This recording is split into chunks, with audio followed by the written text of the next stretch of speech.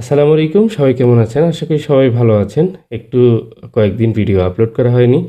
একটা ভিডিও নিয়ে আসলাম। এটি হচ্ছে আমিন ভাই পাঠিয়েছেন। আমি দেখতে পাচ্ছি সিপিইউ আলাদা প্যাকেটে দিয়েছেন এবং সিপিইউ রিমুভ করেছেন মাদারবোর্ড থেকে। মাদারবোর্ডের কন্ডিশন দেখব। দেখুন এখানে বেশ কিছু লাইন ড্যামেজ হয়েছে। সিপিইউটি উনি ক্লিন করেননি, মাদারবোর্ডটিও ক্লিন করেননি। জাস্ট এমতো অবস্থায় পাঠিয়েছেন। কারণ সিপিইউ রিমুভ করার সময় উনি দেখতে পান যে সিপিইউর নিচ থেকে বেশ কয়েকটি লাইন কিন্তু মাদারবোর্ড থেকে উঠে যায়।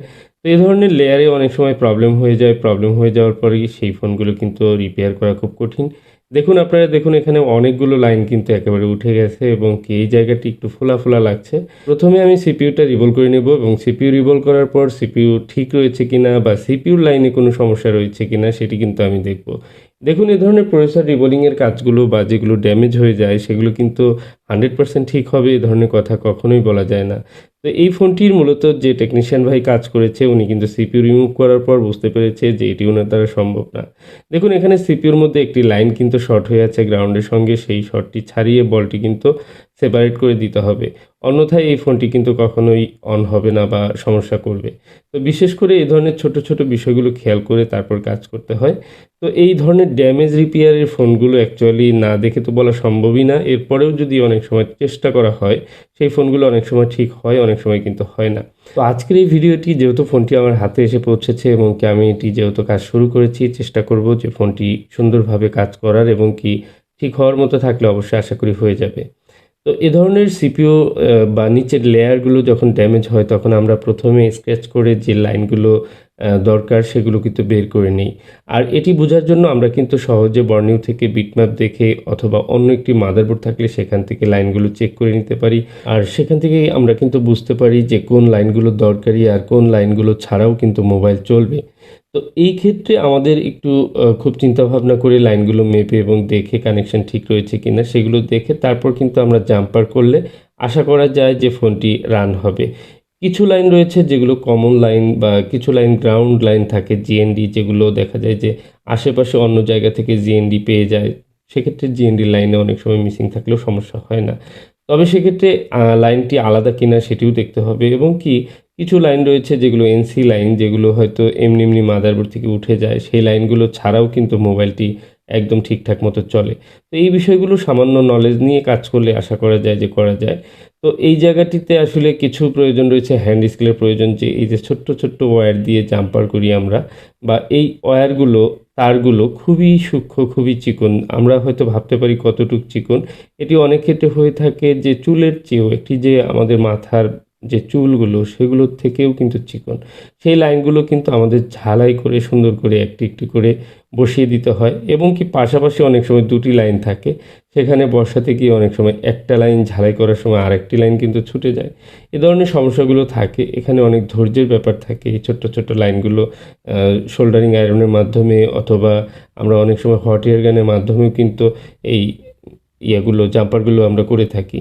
এই জাম্পারগুলো ঠিকঠাক মতো করার পর এগুলোকে একদম পরিষ্কার করতে হয়। কোনো ধরনের পেস্ট যেন না থাকে। আর সুন্দরভাবে পরিষ্কার হয়ে গেলে এরপর আমরা ইউভি গ্লু দিয়ে এগুলো কিন্তু মাস্কিং করে থাকি। মূলত ইউভি গ্লু দেওয়ার উদ্দেশ্য হচ্ছে যে আমাদের যে সোল্ডারিং বলগুলো সেগুলো যেন এলোমেলো অন্য জায়গায় না লেগে যায়। ইউভি দেওয়ার মাধ্যমে আমাদের এই প্রত্যেকটি ওয়্যার কিন্তু সেপারেট থাকবে এবং কি যে সোল্ডারিং করে আমরা যে প্রত্যেকটি তারের যে গোড়া লাগিয়েছি সেগুলো খুলে যাবে না। এটি একটি ইউভি মাস্কের জন্য খুব সুবিধাজনক একটি বিষয়। আমাদের হচ্ছে এই সোল্ডারিং ওয়্যারগুলো অনেক সময় দেখা যায় অ্যা গোড়াতে আমরা ঝালাই করার পর অনেক সময় ইউভি দিয়ে আমরা এই কাজগুলো কিন্তু আলাদাভাবে ভাগ করে নিতে পারি। অনেক ক্ষেত্রে দেখা যায় যে পুরোপুরি এই যে পেঁচানো, পেঁচানো অবস্থা, এই পেঁচানোর আগেই আমরা কিন্তু গোড়ায় কিন্তু ইউভি দিয়ে স্ট্রং করে নিতে পারি ওয়্যারগুলো। আবার অনেক ক্ষেত্রে দেখা যায় যে সম্পূর্ণটা আপনি একদম পেঁচিয়ে, পেঁচিয়ে তারপর কিন্তু আপনি এটি করতে পারেন। তো অনেক সময় বলগুলো ঠিকঠাক মতো হতে চায় না বা এই প্যাচগুলো সুন্দর করে দেওয়াটা একটু কষ্টকর হয়ে যায়।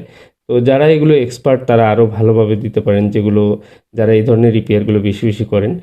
তো যাই হোক আমি চেষ্টা করেছি সুন্দর করে প্রতিটি লাইন রিপেয়ার করার বা লাইনগুলো যেন পেয়ে যায়, অন্তত বলগুলো যেন কানেকশন পায়। তো এ ধরনের ড্যামেজ লাইনগুলোর ক্ষেত্রে আমাদের খেয়াল রাখতে হবে যে যে দরকারি লাইনগুলো সেগুলো বলগুলো সঠিক জায়গায় যেন কানেকশনগুলো ঠিকঠাক মতো পায় এবং প্রতিটি লাইনের উপরে ওয়্যারের উপরে কিন্তু ইউভি এপ্লাই করছি ইউভি অ্যাপ্লাই করার পর এগুলো কিন্তু আবার স্কেচ করে যেখানে বল প্রয়োজন সেগুলো বের করে নেব। আমি একটু প্লাস্টিকের মাধ্যমে এখানে কিন্তু আমি ইউভিটা সুন্দর করে প্লেন করে দিলাম, কারণ এই জায়গাটি আমার কাছে এমনিতেই ফোলা ফোলা লাগছিল। তো আমি একটু প্লাস্টিক দিয়ে চাপ দিয়ে ধরে ইউভি লাইট ব্যবহার করলাম। আর ইউভি অ্যাপ্লাই করার পর এই জায়গাটি সুন্দর করে স্ক্র্যাচ করতে হবে। মানে এখন খুব শক্ত হয়েছে, প্রত্যেকটি বল আমাকে আবার ঘষে ঘষে বের করে দিতে হবে যে লাইনগুলো আমার প্রয়োজনীয় লাইন, এবং কি আশেপাশের যে সমস্ত বলের উপরে ইউভি লেগেছে সেগুলোও কিন্তু ব্লেড দিয়ে স্ক্র্যাচ করে সেগুলো কিন্তু বের করে দিতে হবে।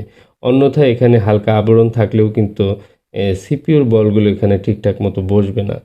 তো এগুলো হচ্ছে বেসিক বিষয়। এই কাজগুলো করতে গেলে অবশ্যই এগুলো তো জানতেই হবে। আর সবচেয়ে বড় কথা হলো যে একটি ফোন এ ধরনের ড্যামেজ হওয়ার আগে যদি আমরা সতর্ক হই, তাহলে ড্যামেজগুলো যেন না হয় সেটিই ভালো। দেখুন অনেক সময় এই ফোনগুলো M02s, A03s এগুলো খুব ইজি কাজই আমরা মনে করি।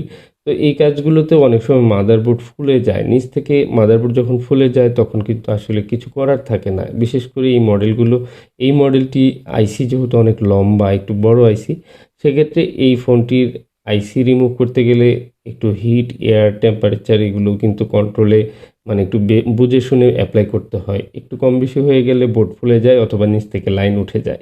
আপনি যদি হিট বেশি ব্যবহার করেন অনেক সময় দেখবেন বোর্ড ফুলে গেছে, বা একটু সময়সীমা বাড়িয়ে দেন তাহলে কিন্তু বোর্ড ফুলে যেতে পারে।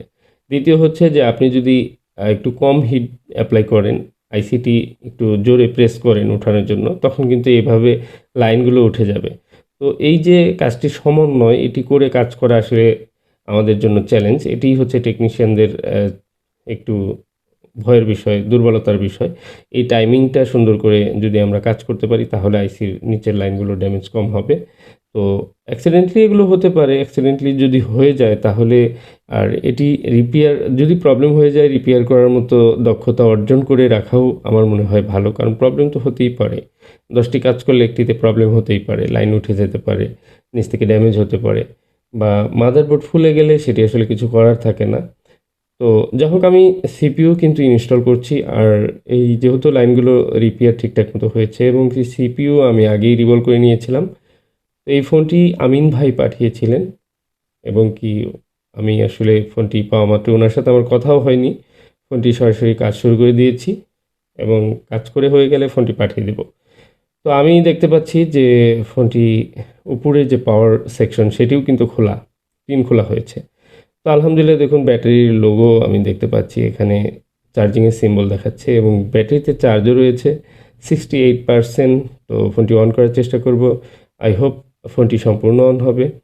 তো ফোনের যে প্রবলেমগুলো ছিল সেগুলো হচ্ছে মূলত হয়তো ডেট প্রবলেম ছিল, সিপিইউ রিভলভ করতে গিয়ে লাইনগুলো ড্যামেজ হয়ে যায় এবং উনি সাহস করেননি যে এটিকে রিপেয়ার করতে পারবেন, যে কারণে উনি কিন্তু পাঠিয়েছেন। আর অনেক সময় আছে যে এগুলো রিপেয়ার করতে গিয়ে আরও খারাপ হয়ে যায়। তো উনি খারাপ না করে প্রথমেই পাঠিয়েছেন, এটিও একটি ভালো বিষয়। তো যাই হোক, ফোনটি সম্পূর্ণ অন হয়েছে। আশা করি ভিডিওটি ভালো লাগছে। ভালো লাগলে লাইক, কমেন্ট, শেয়ার করে যাবেন। আসসালামু আলাইকুম।